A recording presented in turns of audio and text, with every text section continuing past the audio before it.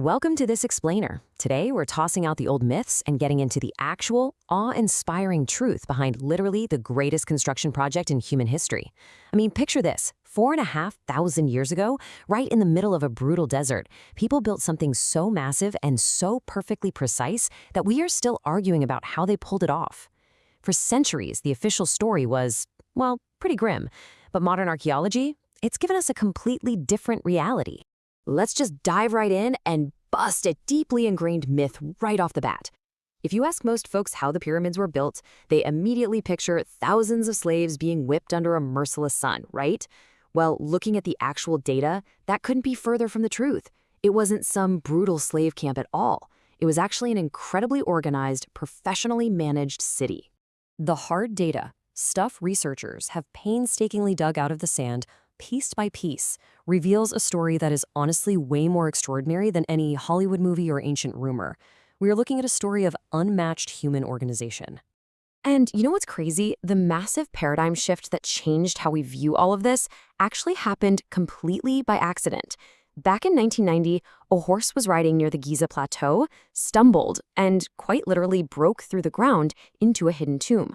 What researchers found in there were the actual graves of the pyramid builders. But here's the kicker. These were absolutely not the mass graves of slaves. They were honored burials positioned in a way that commanded deep, deep respect. When scientists got in there and analyzed the physical, biological evidence left behind, they found something genuinely shocking. They found healed bone injuries. Now, think about that. That means these workers received dedicated medical care, which is something slaves just wouldn't have gotten. And it gets better. Isotope analysis of their remains and the animal bones nearby showed they were eating a premium diet of beef, sheep, and goat. These laborers were eating far better than the average Egyptian citizen at the time. They were a highly valued, highly cared for workforce. To really grasp the sheer bureaucracy behind the build, we have to talk about the Wadi al-Jarf papyri. Discovered pretty recently, these are actually the world's oldest known papyri, and they include a literal logbook kept by a mid-level official named Murar. He was in charge of overseeing the teams transporting limestone, and reading his notes is exactly like reading a modern construction site manager's diary. It definitively proves the whole operation was built on extreme organization, careful tracking, and serious project management, not suffering. So, moving past the workforce itself, we've got to talk about the staggering logistics of handling the physical stone, because that is a dramatic story in its own right. Keep in mind, ancient Egypt had 0 cranes. They had no steel, no diesel engines, yet they somehow managed to move millions of blocks, with some of them weighing upwards of 80 tons. To solve this absolute logistical nightmare, they used a simple but absolutely brilliant physics hack known as the wet sand technique. Here's how it works. You load a massive 2.5-ton block onto a wooden sledge. Now, if you try to drag that on dry sand, it just pushes up a massive berm in front of it and gets totally stuck.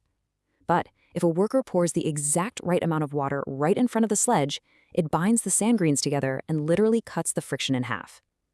Using this method, a team of just 20 men could effectively pull a colossal block of stone. But dragging is really only half the battle, right? To get those stones from the quarries all the way to the plateau, they completely mastered water transport. Murar's papyri actually revealed a vast, highly engineered canal system connecting the Nile River directly to Giza. They load these massive blocks onto barges and literally float them right to the base of the construction site. It is a total masterclass in utilizing your environment. Now prepare to have your mind blown by the sheer precision of what they were building.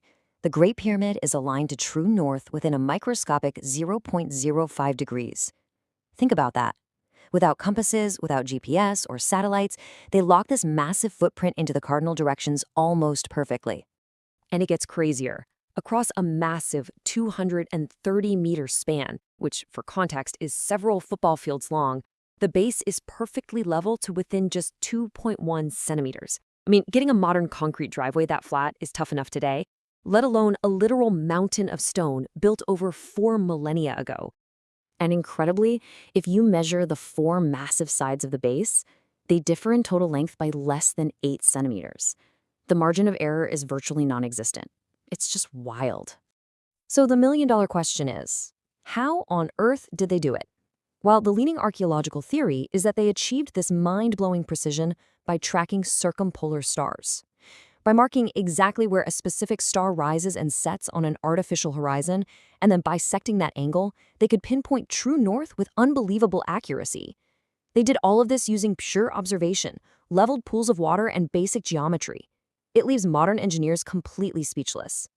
When we put this hard data up against the ancient rumors, like the Greek historian Herodotus claiming thousands of years later that 100,000 suffering slaves built the thing, the truth is actually so much more impressive.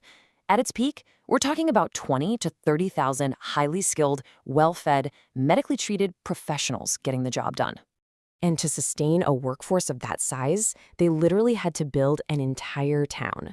These workers lived in Hayt El Garab, which was a fully managed, bustling city purpose-built right near Giza.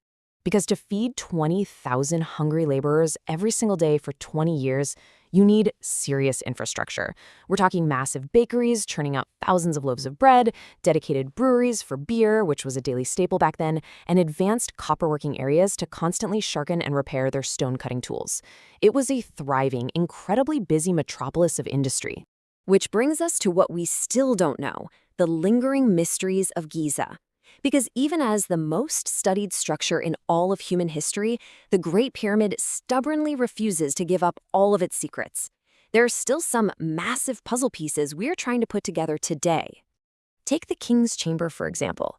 It's roofed with solid granite slabs weighing up to 80 tons each, and we still have absolutely no concrete idea exactly how they raised and positioned these massive 80-ton slabs 60 meters into the air.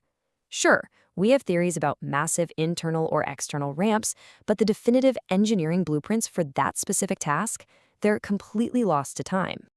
This ongoing sense of mystery leads us to a massive revelation that was found pretty recently using muon tomography.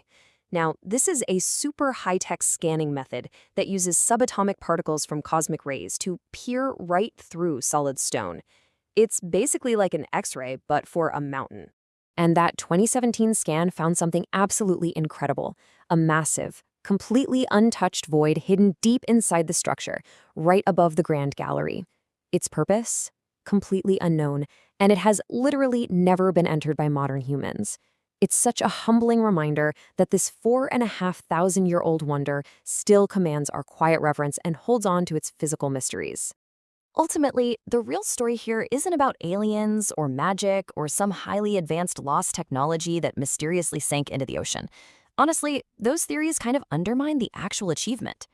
This was the tallest structure on Earth for 3,800 years, and it is a breathtaking testament to human hands, human minds, and sheer human organization spanning over 2 decades, all guided by unmatched mathematics and astronomy. So I'll leave you with this final thought as we wrap up this explainer.